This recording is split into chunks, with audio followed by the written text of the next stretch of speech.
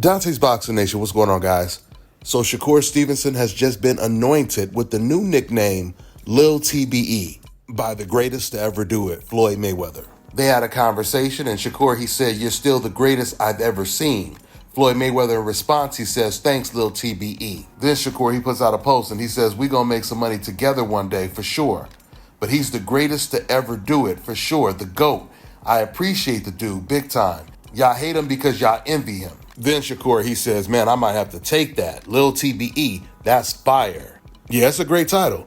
But with great titles come great responsibility, because a name like that would put an enormous amount of pressure on Shakur Stevenson. We all know to truly even be in a TBE conversation, one of the first things Shakur would have to do is beat Gervonta Tank Davis. Well, first you have to make the fight. And it looks like that's not happening anytime soon, at least not real soon. Shakur Stevenson, he just signed a deal with Matchroom and DAZN, and he's fighting against Joe Cardina next. Now, Joe Cardina, he is coming off of a knockout loss, but the good news is it's on an undercard, and it's on a really good undercard, the Better Biev versus Bivol undercard, which is most likely the most significant fight of the year, especially when it comes to a year of boxing that has been so slow. Now, according to sources, with Shakur Stevenson signing with DAZN, the plan is for him to fight Joe Cardina and then fight Gervonta Tank Davis in the first half of next year. Meaning if things goes according to plan, there's a possibility that Shakur can end up fighting at least one more opponent before the fight against Davis. Now, when it comes to Gervonta, I feel for the first time, Gervonta is desperate to make the big fights happen now. As you guys all know, Gervonta was supposed to be fighting against Lomachenko next in a unification bout, a bout that would have been huge. The fight would have been extremely successful, but Lomachenko surprisingly turned down the fight. He turned down the biggest payday of his entire career, and this is according to his own manager. Vasyl Lomachenko, he said that he was not motivated to fight a Gervonta Tank Davis. Oh, but he was extremely motivated to fight against George Kambosos. And you go back and you watch the way Lomachenko celebrated after he beat George Kambosos, it was as if he had won the biggest fight of his career. That just goes to show you how much his confidence was affected when he lost to Devin Haney. Lomachenko, who said his dream was to become undisputed at 135. He had an opportunity to not just fight Davis, but Shakur Stevenson as well. He turned down both fights. And both of those fights would have been the biggest payday that Lomachenko had ever made. So clearly Lomachenko, he was looking at both Shakur Stevenson and Gervonta Tank Davis as Lil TBE. Gervonta Tank Davis versus Shakur Stevenson is now the biggest fight in the entire sport of boxing. I'm no longer going to bring up Canelo versus David Benavidez because no one believes that Canelo would ever take the fight. We know a fight between Davis and Stevenson coming to fruition is far more realistic. But for now, Davis, he has to find a new opponent. I hear reports that they're already close to signing a deal to fight someone. We don't know who it's going to be. It would seem to me that Teofimo Lopez would be a no-brainer. But unfortunately, because Teofimo had this to say about fighting Gervonta, that fight is probably not going to happen. Everybody wants to see you fight guys like Devin, Gervonta, Shakur. There's no way in hell, like, you're just going to walk away from those big fights. And even though you have accomplished more than a lot of those guys, you're just going to walk away from fighting guys like that now? I am. Yeah, I am. I think the reason why I'm walking away is that not... competitive fire's not in there, man? It's not about the competitiveness. I could beat those guys if it was just those guys that I'm fighting. I'm fighting the referee, I'm fighting the judges, I'm fighting their cornerman, and I'm fighting the commentators. It's too many fights for me. That right there is like enough is enough. So basically, Teofimo Lopez, he's saying he doesn't want to fight Gervonta because he feels he's going to lose the fight. And he's so sure he's going to lose the fight, he already has an excuse before he even gets in the ring with Davis for why he's going to lose the fight. Well, here's the good news for you, Teofimo. You're not going to have to worry about any judges, referees, anything like that. Because if you ever get in the ring with Davis, it's not going 12 rounds, that's for sure. This is a man who fought Steve Clackett, a man who had 8 losses, and the fight was actually competitive. Understand this, guys. This wasn't Crawford against Madrimov.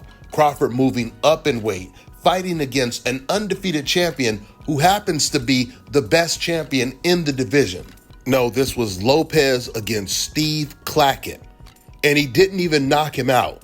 A man that had already previously been knocked out before by lesser opposition. Teofimo Lopez, a man that not only lost to George Kambosos, but got knocked down with him. And I'm talking about a picture-perfect knockdown. He got knocked down with a pull counter right over his jab early in the fight. With that all being said, because of the way old media praises Teo and because of the way Teo talks, Gervonta Tank Davis versus Teofimo Lopez, it should be the fight to happen next. Because Lopez has no scheduled fights. If Teofimo doesn't take that fight, then the Williams Zepeda fight should be Gervonta Tank Davis's next opponent. Now, I'm going to say this about Williams Zepeda and Golden Boy. They would have to be idiots to turn down this opportunity to fight Gervonta Tank Davis, win, lose, or draw. Right now, Zepeda, he's like the #1 contender, I believe, in every organization. So he can wait to fight any of these guys. But from a business perspective, it makes all the sense in the world to fight against Davis. He's going to get the biggest payday he's ever made in his entire career. He's most likely going to make double or triple than he were to make if he was to fight Dennis Berichek, another newly crowned champion at 135.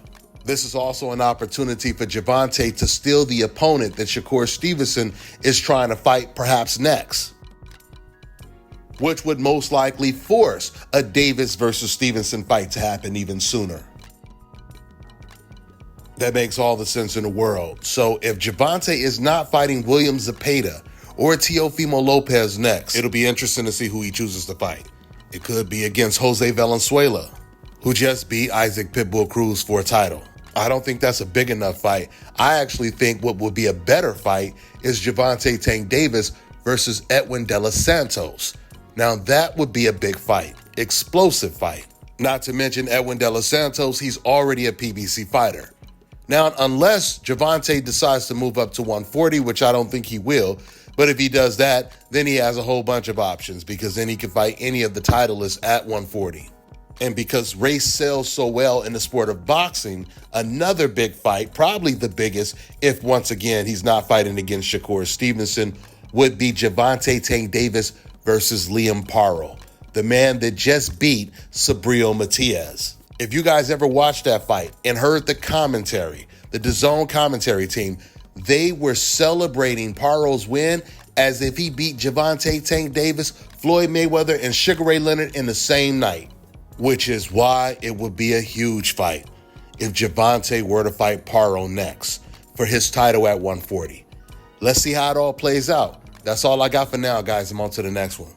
Let me tell you guys about Issa Israel Law Firm. It is a full-service legal practice based in Denver, Colorado, an emerging hub for combat sports and high-altitude training. If you're a fighter inside or outside of the ring and you need a law firm you can trust to fight for you, visit thefighterfirm.com or email help@iilawfirm.com. Legal representation is usually limited to plaintiffs or defendants in Colorado, but iFirm can help anyone in the world with trademarking their business name, logos, and U.S. immigration issues. This brother has been my attorney for a while and helped guide me through all kinds of business and civil issues, so make sure you guys go to thefighterfirm.com. All right, now check this out, guys. If you're looking to repair eczema scars, burns and bruises, dark spots and blemishes, fever blisters, diabetic ulcers, this right here is the perfect product for you guys. It's called LO Deki Face and Body Oil. Athletes and top-ranking boxers, they're also using it after training to reduce swelling, inflammation, and to ease the pain. So get yours today. Go to lodeki.com, like them on Facebook, and follow them on Instagram.